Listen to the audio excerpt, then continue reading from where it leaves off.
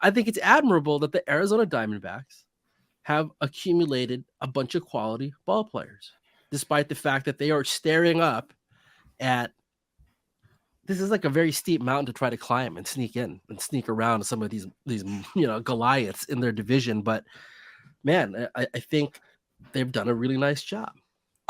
This happened quickly. Do you remember what their record was in 2021? Oh, God, 2021.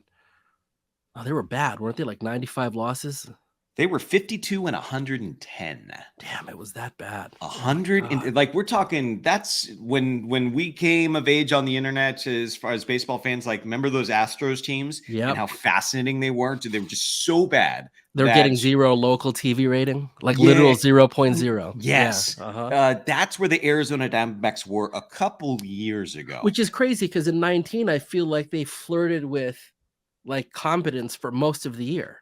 Yeah, they were 85, like, 85 and 77. Like they were okay. Like they'd played that middle ground. They didn't push all the way in. They didn't burn it down.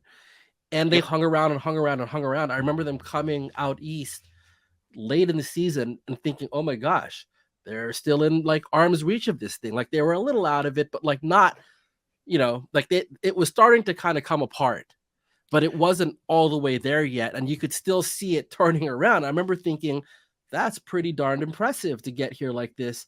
And then as memory serves, we saw it all kind of go the other way there for a while. Yeah, when they signed Madison Bumgarner, it wasn't like a, what are they doing? It was, oh, okay. That's a win now move for a team that needs a few more pieces in the rotation. They need this, they need that. The pandemic did them pretty dirty, but I also will say that 2021, they weren't as bad as that. It was injury, it was snake bites, it was, I think if I look up their Pythagorean, they were like 10 games unlucky. So they weren't that bad, but it's still impressive that we're talking about them before the 2023 season as, I don't know, man. Like, to me, they're the National League Orioles, where you want to watch them. But the difference, I think, with the Diamondbacks is they've got in the rotation pitchers who can be dudes. And so if you have this young wave coming up and you have pitchers who continue doing what they're doing, you get some support there. I'm not saying division. I'm not even saying wild card. I'm just saying don't take them lightly. I wouldn't, because you've got Zach Gallen anchoring that rotation like you just talked about. That's such a big time difference maker. Now, the rest of the rotation got question marks, right? Like it gets thin awfully fast. Madison Bumgarner, God only knows how that's going to play out. That's the stage of the career that he's in, and he's had a wonderful career. But like the reality is, it's hard to tell what you're going to have there. But Zach Gallen is, the pitcher that everyone should know that, isn't quite that name yet.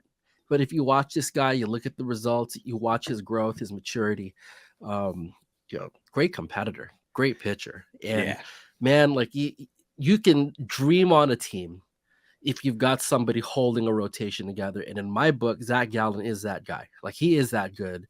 I think he's proven that already. I think he's going to maintain that level. And I think it's one of the reasons why, if you squint a little bit with these guys, it's not crazy, right? Like it's not. You said this a couple of weeks ago, and like I was like, I hope I'm not the only one.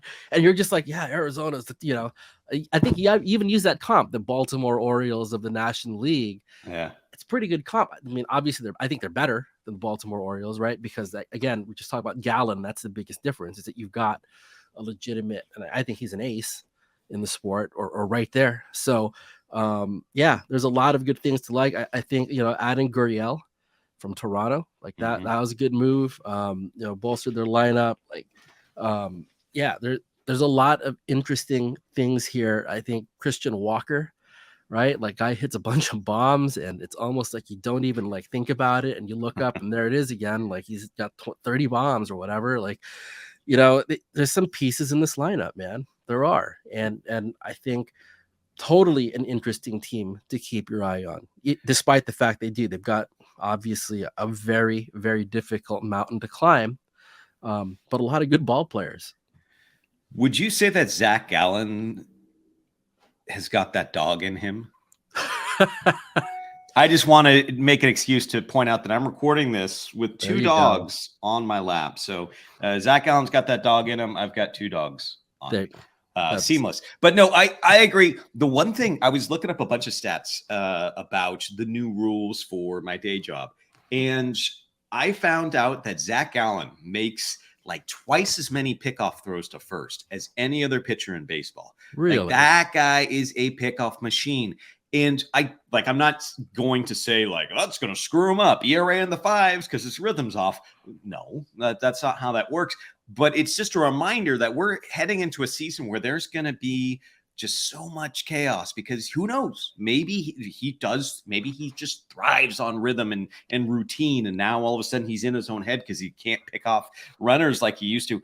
I don't know. It's fast. Like, that kind of stuff is fascinating. But yeah, I think the Diamondbacks, when I look at them, I just see Corbin Carroll, and what a tremendous talent he is. And to have someone when you have someone like that, where the floor is, he's just going to get every single ball in a very big outfield.